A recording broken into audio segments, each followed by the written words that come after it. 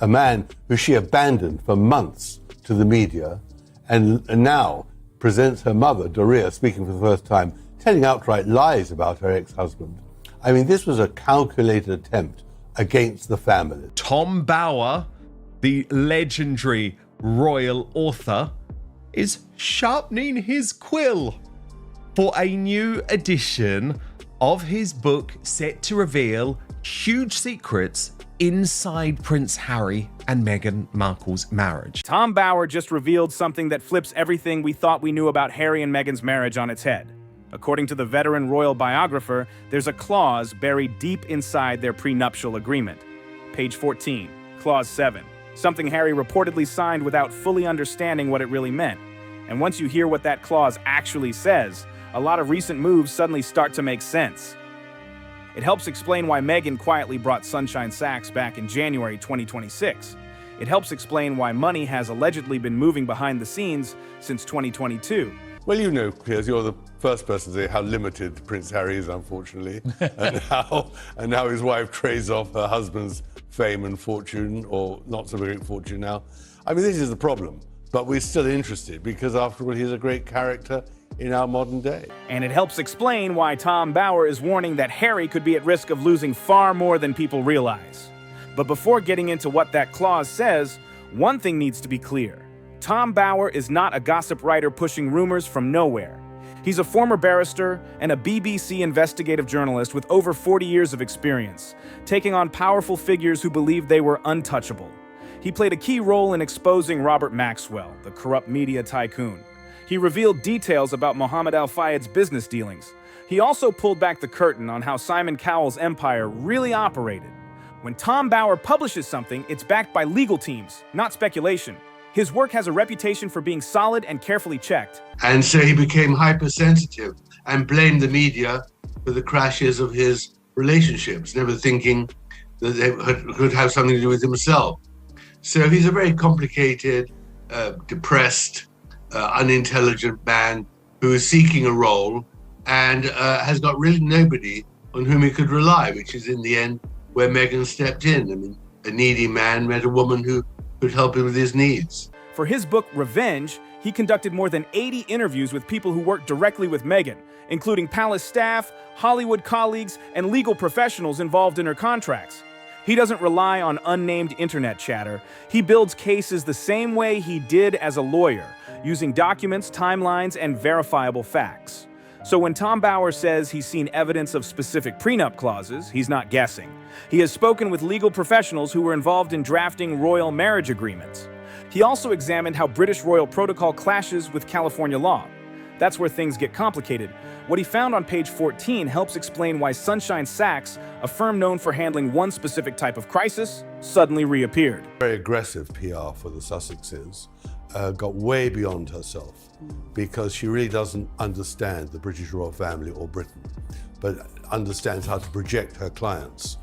And so I think she got it wrong by leaking it or even letting anyone know about it. And of course, the news today that Harry's memoir is going to be published in the near future will just alarm the royal family here in England about what he's actually going to say to earn his money. High-profile divorce strategy. Most prenuptial agreements are fairly simple. They list assets each person brings into the marriage. They explain how shared property would be divided if the couple separates. Some include rules around spousal support or how long a marriage must last before certain protections apply. Royal prenuptial agreements work very differently. They are designed to protect crown assets, properties held in trust for future generations, rules about the use of titles after a separation, even language covering public behavior and media appearances. For example, the agreement between Charles and Diana included detailed provisions about her title after their split. These documents are not casual paperwork. They are carefully structured to control image, assets, and long-term outcomes. But I do think that when you're mocked so publicly as they've been, their value begins to nosedive pretty quickly. And I don't think they're finding any more sources of income. Last week, we brought to you fresh news that Harry had been staying at the San Vicente bungalows to take a break from his family, despite owning a sprawling Montecito property together with Guesthouse. And this week, those rumours are intensifying. Harry and Meghan's situation had one major complication that changed everything. California law, under California's community property rules, anything earned during the marriage is considered jointly owned. That includes streaming deals, media contracts, and even money inherited after the wedding date. According to Tom Bower's sources, the prenup contains a clause designed to address this exact conflict. But this is where it starts to get interesting. The clause reportedly does not simply say to split earnings evenly.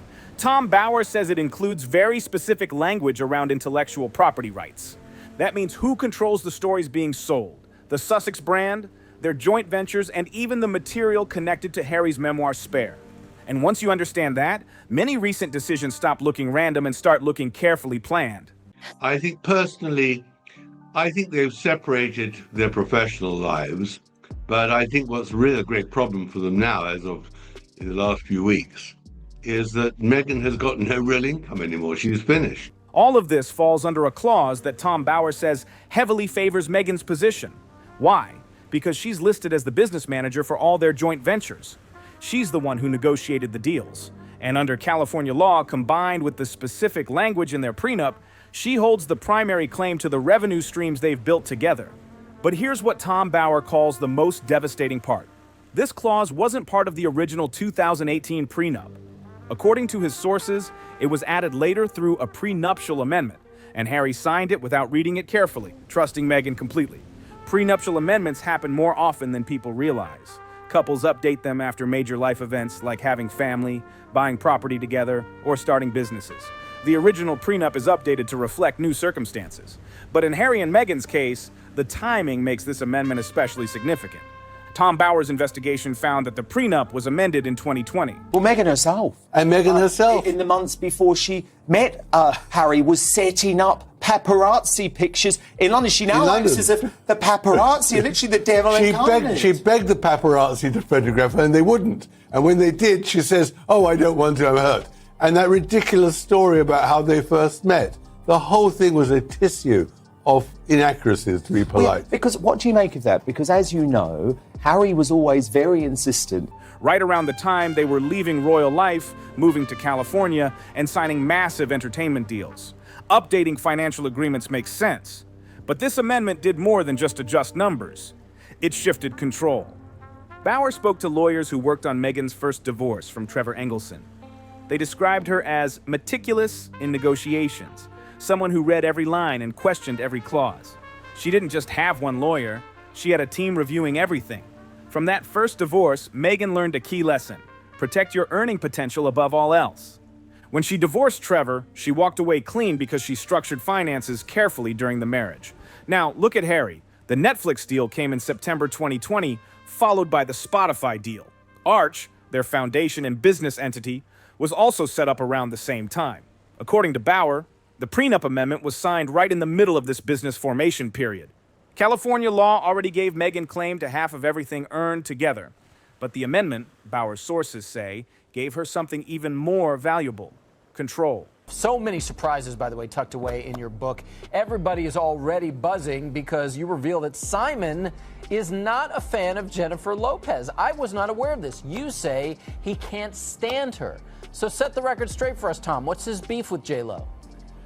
Well, he just found her just too vain and too self-interested, which seems like he met his own match. But in the end, Simon doesn't really like many celebrities. I noticed when I went with him to the Oprah Winfrey Show and many other places around Hollywood and elsewhere, he's a rather shy guy. He's always afraid of being associated with people who are bigger than him or who might put him in the shade. But in the end, he's pretty critical of people. He doesn't like Elton John. He doesn't like many of the people who are really famous in the music business. You know, he's critical. She's listed first on business registrations, including Arch. Most importantly, she negotiated a clause giving her majority ownership of their brand if they separate. Bower also spoke to Meghan's former legal team from her first divorce. What they revealed about her negotiating style shows a pattern that's been hiding in plain sight since 2013. When she divorced Trevor Engelson, she made one thing crystal clear to her lawyers. She wanted an exit strategy that left her fully independent. No messy entanglements, no shared assets requiring ongoing contact. A clean break that protected both her career and her bank account. Tom Bower also discovered that Meghan first hired Sunshine Sachs, a top PR firm, in 2017, right when she started dating Harry. Sunshine Sachs isn't just any public relations company. They specialize in high-profile crisis management and protecting client brands, particularly during major life changes. And now it's clear why she brought them back years later. Sunshine Sachs built its reputation handling high-stakes crisis situations for celebrities, especially during divorces. They managed Katie Holmes when she left Tom Cruise and represented many other high-profile splits in 2020. Right after Meghan and Harry initially parted ways with Sunshine Sachs, the official story was budget cuts. But Tom Bauer says his sources inside the firm told a different story. As the fairy tale Prince Harry and Meghan Markle embarked on in 2016 become an absolute nightmare for them. Despite marrying in St. George's Chapel in Windsor, it seems like life hasn't been so rosy for the couple. They have gone through endless challenges, the vast majority of which are all self-inflicted. And this weekend, we had some new news that seems to kind of reiterate the idea that Meghan Markle, she wants to go back to the past. She wants to relive her glory days because she has hired Sunshine Sachs as her new PR representatives, who are representing her back in 2016. And at the same time, Harry is in the UK fighting for a court case that really has no bearing on any of this, but we have heard endlessly that he wants to reestablish himself. They weren't fired for money, they were let go because Meghan wanted to control the narrative herself through Archwell's in-house communications. Fast forward to January 2026. Meghan rehired Sunshine Sachs. Why now? Tom Bauer says it's simple if you understand how divorce PR works. You bring in the specialist 3 to 6 months before filing. That's when you start shaping the story, planting narratives, and building public sympathy. But Bauer points out that the real proof isn't just in the Sunshine Sachs hire, it's in what Meghan has been doing with money since 2022. She launched American Riviera Orchard, her lifestyle brand, as a completely separate business entity, filed solely under her name. The trademarks don't include Harry. According to Bauer, she's been spotted alone at business meetings in Los Angeles. This mirrors the exact same approach she used before divorcing Trevor Engelson. Create an independent professional identity, establish solo income streams, and build a life that doesn't financially rely on a spouse. Bauer emphasizes that the prenup isn't the full story. The moves Meghan has made with her finances since 2022 tell the real picture. Take the Netflix deal, for example. Reported at $100 million, it was never a lump sum handed over at signing. Entertainment insiders explained to Bauer how these deals actually work. The $100 million was the potential maximum payout if all the contracted content was delivered. And what would Diana think of Harry attacking William in that way? She'd be appalled by her son's behavior. And that was, again, so nauseating, the way he kept on bringing in Diana. Diana, who appealed to the media all the time, who phoned journalists secretly, who brought Martin Bashir into her office, who cooperated with Andrew Morton, who kept on calling Richard Kay. I mean, this is ridiculous. They produced the documentary series and Meghan's cooking show, but the animated series Pearl was canceled, and several other projects never materialized. According to Bauer's sources, they received about $40 million total from Netflix before the deal was downgraded to a first-look arrangement. So where did that $40 million go? Here's where the timeline gets interesting.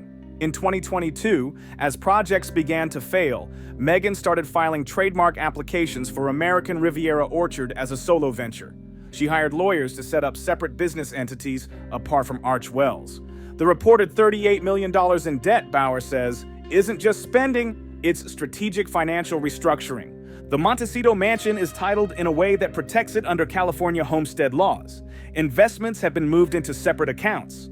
Bauer spoke with financial advisors who work with high net worth clients preparing for divorce. They confirmed that everything Meghan has done since 2022 follows textbook asset protection strategies. Well, I do think the Sussex overdrive is unbelievable. But I mean, I don't think that he is going to get back in. I mean, I think that there are two reasons. One is I think that William wouldn't allow it. And secondly, the moment he got back to America, he immediately promoted Disney and his trip to Disney World, which showed that he is very commercially minded, which we'll get into later on, which makes it impossible for him. And of course, Meghan wouldn't come back to Britain. The American Riviera Orchard trademark was filed in her name alone, not jointly with Harry. Her podcast deal with Lemon Media lists her as the sole proprietor. Even the family's book The Bench was a solo project with no financial connection to Harry. Bauer identifies 2022 as the turning point when Meghan shifted from joint ventures to solo projects. That's when she stopped appearing with Harry at events unless contractually required. That's when, according to Bauer, she began executing her exit strategy. Every move, from business filings to public appearances, was planned to secure independence and protect her assets before any formal separation. By 2023, everything Meghan had been quietly building started to pay off. According to Tom Bauer's sources, her independent ventures were fully operational, with contracts and trademarks all under her name. She had positioned herself so that even if Harry tried to challenge anything, the structure of her businesses and the prenup would protect her completely. Bauer says this strategy is textbook, but few people notice how precise it is. Every step Meghan took was mirrored from her first divorce strategy: separate income, solo business filings, and maintaining a public image that kept her in control. She continued to appear alongside Harry only when necessary, but behind the scenes she was steadily securing her financial independence. Meanwhile, Archwell's continued to operate, but the management and creative control had clearly shifted. Meghan's name came first on all official documents, giving her legal authority over decision-making and brand usage. Apparently Prince Harry is already talking to divorce lawyers? So this is kind of interesting. This is the woman that the papers are citing for this reporting is a longtime royal insider, a socialite. She's been right. I've been following her because she's great TV. She's been right about a lot. And she's claiming she's heard from several sources now that he's hired a lawyer, and it happens to be somebody who's a great divorce lawyer and specializes in divorce. Sources told Bauer that even joint venture profits were funneled in ways that gave her primary control while leaving Harry in a secondary role. Tom Bauer also uncovered that Sunshine Sachs' return in January 2026 wasn't just for PR, it was about preparing the ground for the next major phase. Divorce PR, Bauer explains, is all about timing. You bring in the firm before anything goes public so that the narrative is already controlled. Public perception matters almost as much as the legal agreements themselves. According to insiders, Meghan has been quietly working with Sunshine Sachs to shape media messaging and prepare for potential legal battles. Stories are being seeded strategically to build sympathy and credibility for her brand, while subtly framing Harry as the one in a weaker position. Bauer emphasizes that these aren't random leaks. They are carefully planned narratives that reflect her long-term strategy. Financially, the groundwork laid since 2022 has created strong protections.